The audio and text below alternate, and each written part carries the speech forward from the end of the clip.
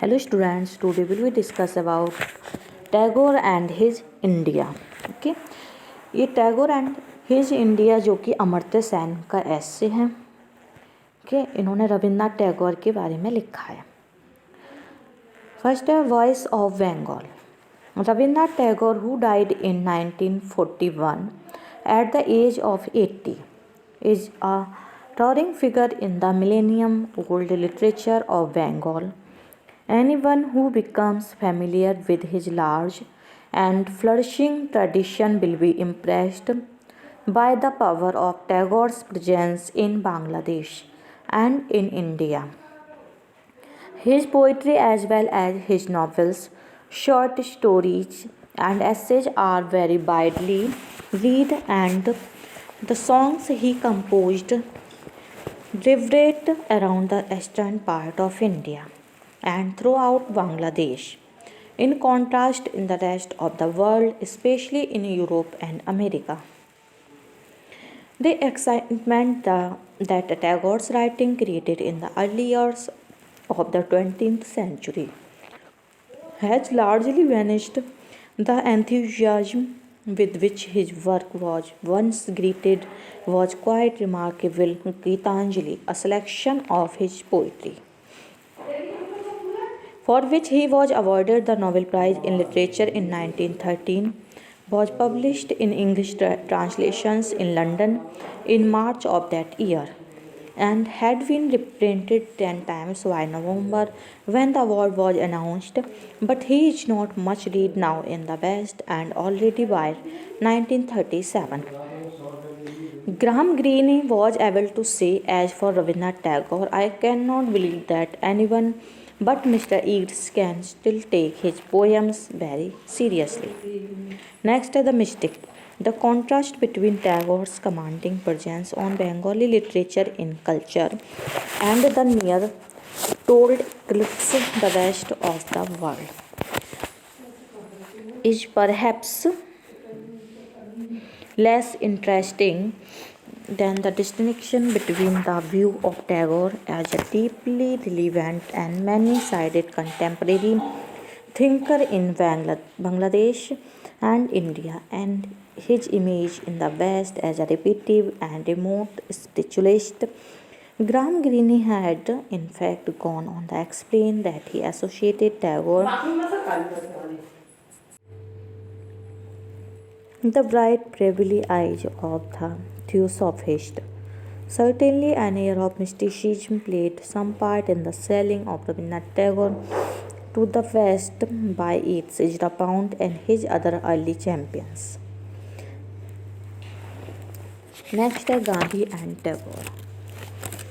Since Rabindranath Tagore and Mohandas Gandhi were two leading Indian thinkers in the 20th century, many commentators have tried to compare their ideas on learning of Rabindranath's death. Jawaharlal Nehru, then incarcerated in British jail in India, wrote in his prison diary for August 7, 1941. Gandhiji and Tagore, two types entirely different from each other, and yet both of them typical of India. Both in the long line of India's great men, it is not so much because of any single virtue, but because of the thought is inseparable that I felt that among the world's great men today, Gandhi and Tagore were supreme as a human beings. The first subject of discussion was idols. Gandhi defended them, believing the masses incapable of raising themselves immediately to abstract ideas.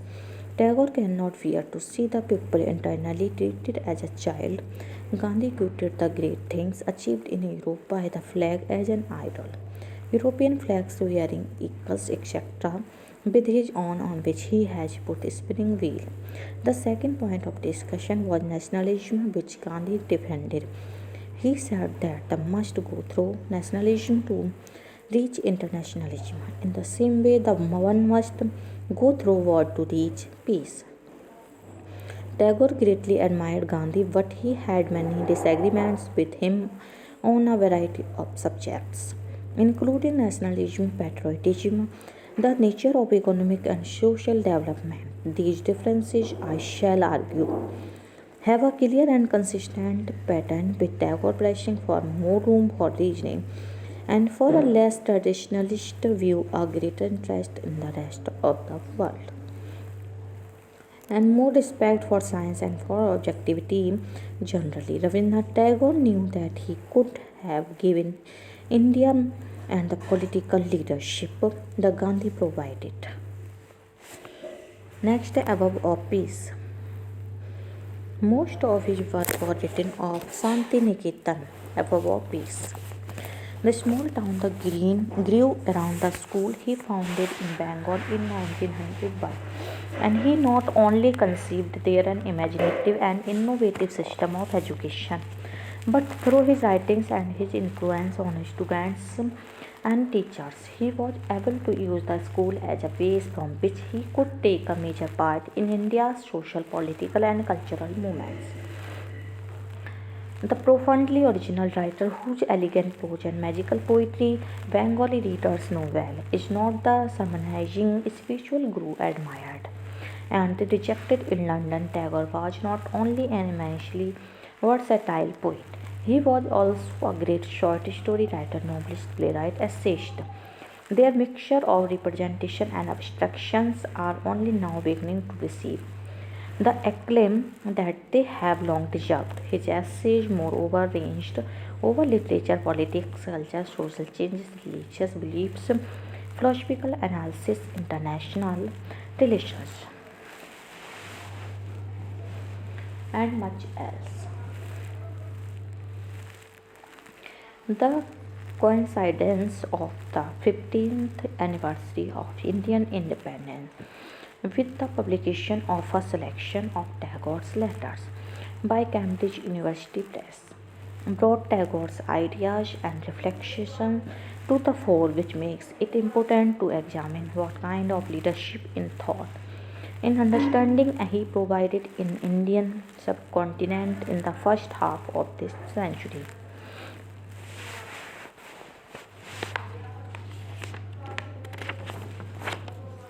Next, East and West.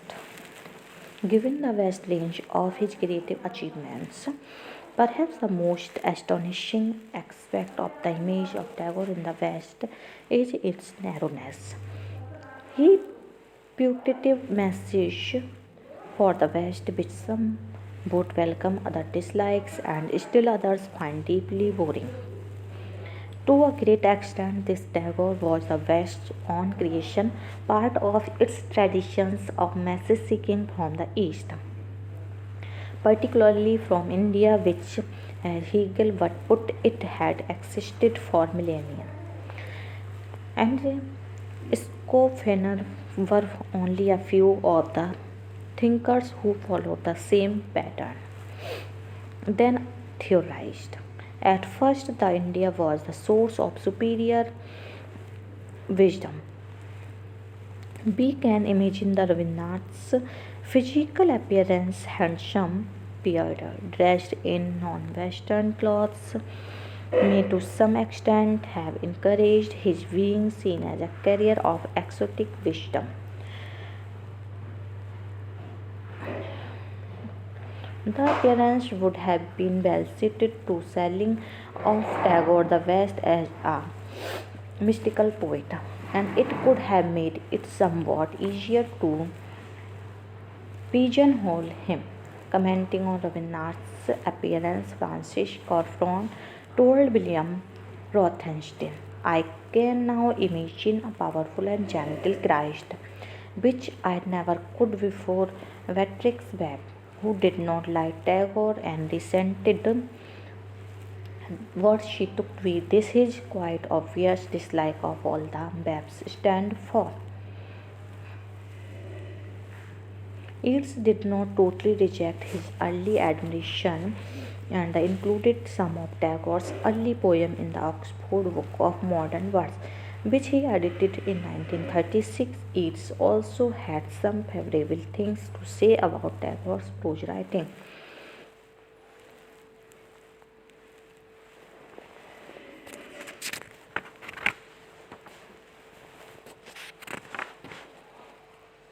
Next, the confluence of cultures. Rabindranath did come from a Hindu family, one of the landed gentry who owned estates mostly in what is now Bangladesh. But whatever wisdom there might be in Akmotava's invoking of Hinduism and the gangs, it did not prevent the largely Muslim citizens of Bangladesh from having a deep sense of identity with Tagore and his ideas.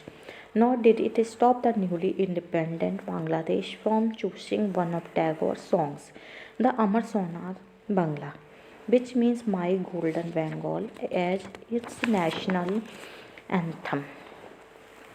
This must be very confusing to those who see the contemporary world as a clash of civilization, with the Muslim civilization, the Hindu civilization, and the Western civilization.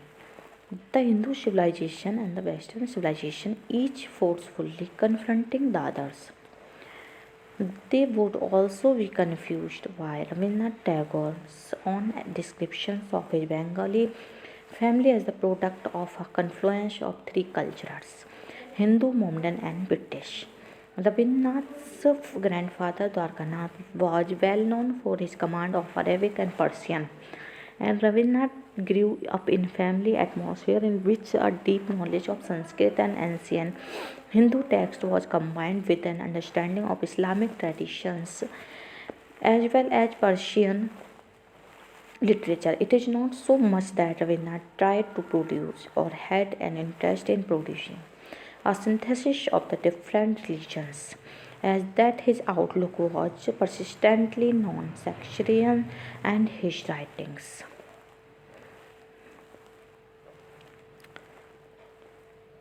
Okay, thank you for watching.